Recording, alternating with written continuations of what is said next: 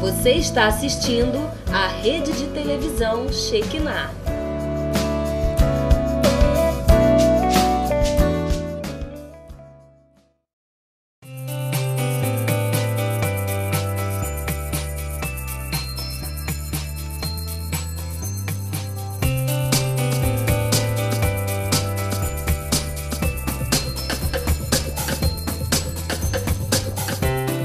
Amados, continuando nossa jornada através da Bíblia, e antes dessa jornada propriamente dita, nós estamos aprendendo mais sobre o que é Bíblia, como olhar para esse livro mais profundamente, entendemos o que Deus está falando. Hoje nós vamos pesquisar um pouquinho mais sobre quem é este livro, o que ele nos representa e o que está escrito nele. Para isso nós vamos orar ao Senhor, para que Ele fale conosco, para que Ele nos ensine e principalmente para que a palavra dEle nos dê sabedoria. Vamos orar? Falar com o Pai? Obrigado, Pai, por estarmos aqui, Senhor. Ó Deus, que a Tua palavra, Senhor, seja suficiente para os nossos corações. Que nós possamos, Senhor, entender mais, Senhor, sobre o que é a Bíblia, Senhor. E nessa jornada da Bíblia, durante os estudos que vamos fazer, que nós possamos, Senhor, compreender que este livro é sagrado e que ele transforma as nossas vidas. Fala através dele aos nossos corações, que nós possamos, Senhor, como humanos que somos, entendemos o que é o espiritual, o que é o divino nos tratando e nos curando. Oramos, Pai Santo, sem mérito algum, mas em nome de Jesus, nosso Salvador. Amém. Queridos, hoje vamos falar um pouquinho sobre os primeiros escritos, como eram escritos os livros, como a Bíblia foi escrita. Por certo, vamos pensar um pouquinho em Moisés, lá no deserto, escrevendo os 5 primeiros livros. Vamos pensar um pouquinho em Davi, lá na campina, lá cuidando do gado, ou cuidando do povo, com a sua harpa, e escrevendo os livros, e pensando naquela música, pensando naquela palavra de Deus.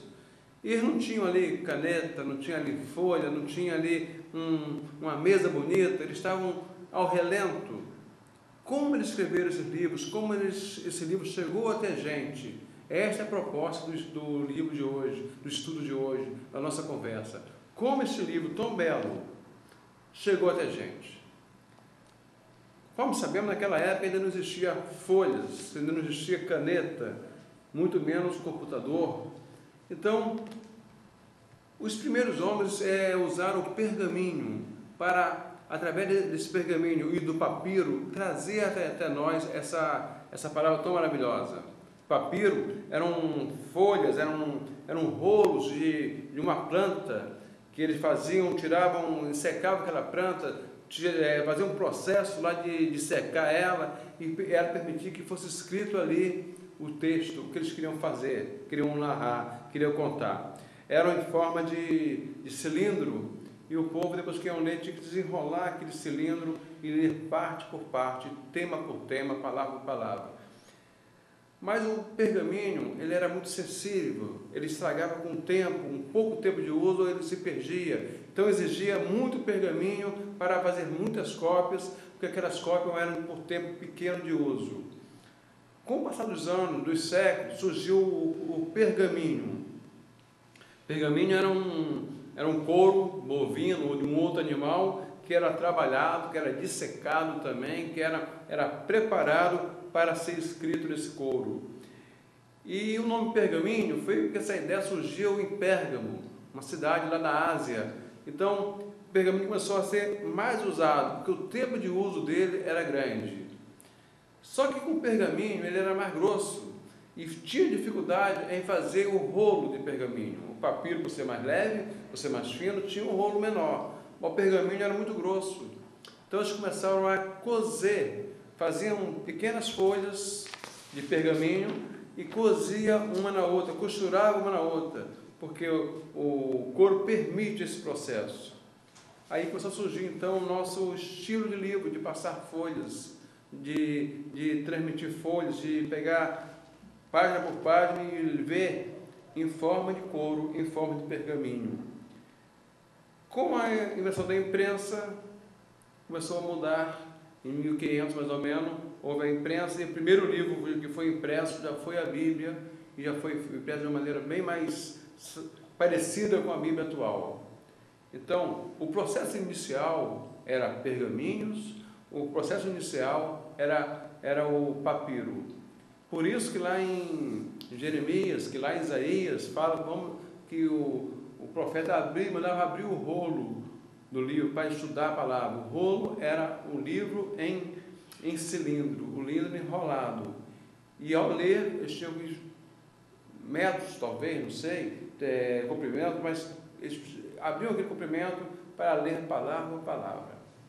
Então, nesse estilo, nesse modo, aquela palavra, quer em pergaminho, quer em papiro, com a atualização, com a evolução da mente humana, começou a chegar a gente em forma de Bíblia Sagrada, em forma de palavra, folhas, e agora, mais fácil ainda, em forma de internet, a gente abre, acessa a Bíblia onde nós quisermos, onde nós pudermos. Tem gente que está com Bíblia agora até em celular, pega um texto ali, lê o texto ali, ou seja, é a mesma palavra, mas de uma maneira escrita diferente, de uma maneira que torna o acesso mais fácil. A Bíblia Sagrada era feita em pergaminho ou em papiro, e não tinha, segundo a linguagem hebraica, capítulos, não tinha versículos, e nem tinha esse subtítulo que tem sobre cada um dos temas. Por exemplo, aqui no capítulo 1 tem a criação dos céus e da terra, no capítulo 2 tem a formação do homem. Esse subtítulo também não existia. E isso não é um processo original da escritura, isso não é um processo original do livro. Isso foi acrescido durante os tempos pelo homem para facilitar o acesso à palavra de Deus. Já pensou nós, em pleno século 21, na correria, alguém pedir na igreja para abrir em Isaías, aquela parte de Isaías que Isaías recebe a revelação? Quanto tempo nós não passaríamos para procurar esse livro de Isaías, depois para procurar o texto certo, para procurar o assunto certo? E quando os homens começaram a ver que estava dificultando a leitura das pessoas, pensaram, vamos dividir a Bíblia então, primeiro em capítulos. Isso foi em 1220, com um padre que era um professor de universidade.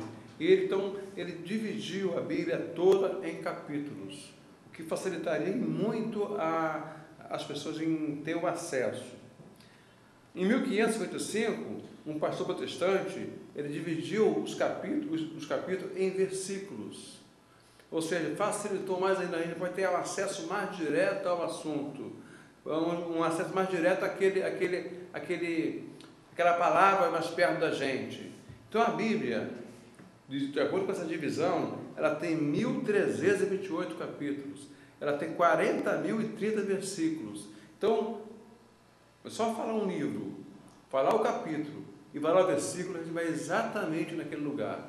Ou seja, nós cremos que essas pessoas foram usadas por Deus para facilitar o nosso entendimento, a nossa leitura, a nossa maneira de manusear mais fácil a palavra. Durante os anos, as Bíblias foram colocadas nas prateleiras, nas mesas, né, para cada um ler, entender a palavra de Deus. Então nós chegamos a um outro debate. O que é tradução? O que é versão? Como a gente pode olhar em meio a tantas Bíblias e olhar que mais tem acesso mais fácil para a gente? A língua portuguesa, ela é rica em traduções, ela é rica em versões. A principal versão nossa que nós usamos é a tradução de João Ferreira de Almeida. Ele traduziu a Bíblia toda em 1750, ou seja, ele começou a traduzir o Novo Testamento, em 81 ele terminou o Novo Testamento, começou o Velho Testamento, ele traduziu até Ezequias, ele faleceu em 1691, e os seus discípulos continuaram a tradução. Em 1750 entregou a Bíblia toda traduzida para o português. Essa tradução em português, ela tem sido revisada, tem sido corrigida de tempo em tempo, porque a língua portuguesa é uma língua dinâmica, é uma língua que sempre se atualiza, sempre traz uma nova roupagem às próprias palavras. Então, nessa atualização, nessa revisão, nós temos hoje algumas traduções muito boas em português, que são a revisada e corrigida, a revisada e atualizada e a versão revisada. Ou seja, são 3 tipos de traduções do original de Almeida que abençoa o povo brasileiro.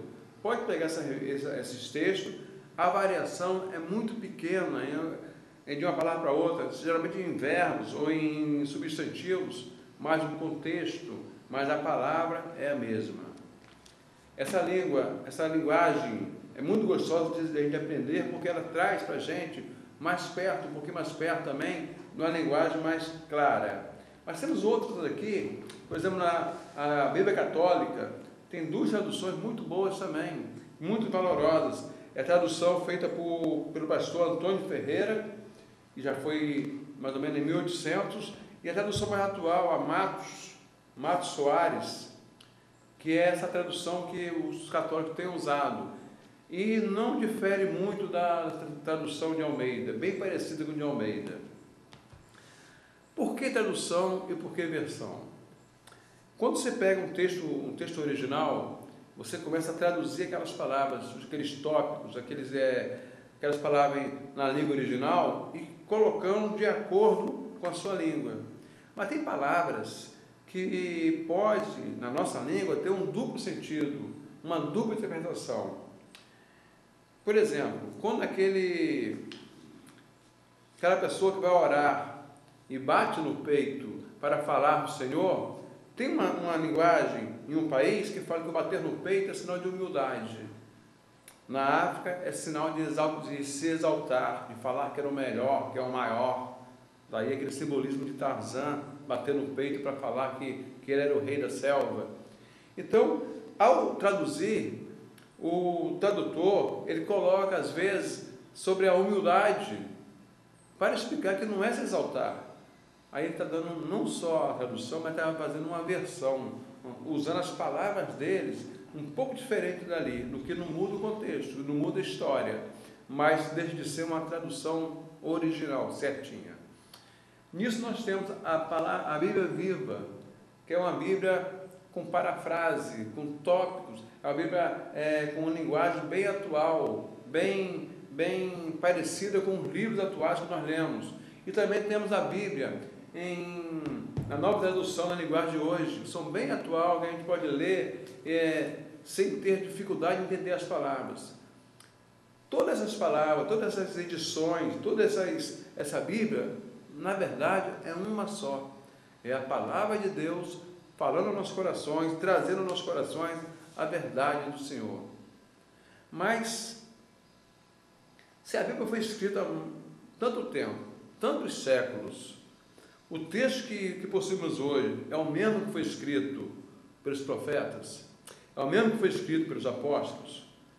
Ainda existem manuscritos de Moisés, de Isaías, de Mateus, de Paulo, de outros. Para a primeira pergunta, é bom entendermos que, ao olharmos as traduções, as versões, e até mesmo ao pegar Bíblias em espanhol, em inglês e francês, e olharmos e traduzirmos no contexto, toda a Bíblia ela se parece bastante, ela se completa bastante, ela se harmoniza.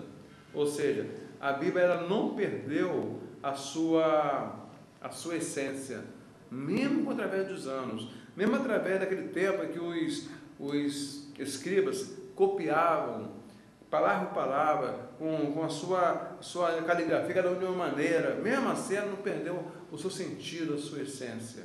Ou seja, em 1950 descobriram no Mar Morto vários manuscritos antigos, não originais, mas bem antigos. Com esses manuscritos antigos, acharam que 99% batiam, 99% eram certos. 1% é aquela história de um ponto, ou de um ou outro escriba colocar um assunto para explicar melhor. É por isso que alguns textos têm palavras em parênteses ou palavras em colchetes e fala que não está no melhor manuscrito, porque em alguns manuscritos tem umas palavrinhas, uma explicação que se torna desnecessária por não estar no original. Mas sim, a Bíblia, a nossa Bíblia, apesar das traduções, apesar das versões, apesar da distância no tempo, apesar da distância histórica, geográfica, apesar da distância humana, nós não somos o mesmo de Moisés, nós não somos o mesmo de Paulo, apesar disso tudo, é a mesma palavra de Deus revelada, é a mesma palavra que Deus está falando àquelas pessoas, é o mesmo estilo de vida que Deus quer para mim e para você. Então a Bíblia, ela não perdeu a essência.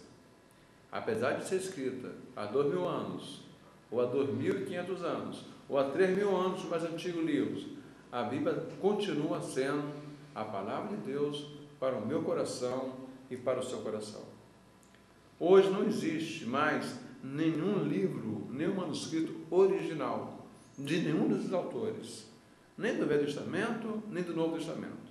Existem pedaços, existem alguns pedaços pequenos de pergaminhos dos mais antigos, mas também não é original. Mas mesmo assim, ao pegar, ao traduzir, é essa palavra de Deus que está na sua casa, que está na minha mão e que Deus quer que esteja em nossos corações.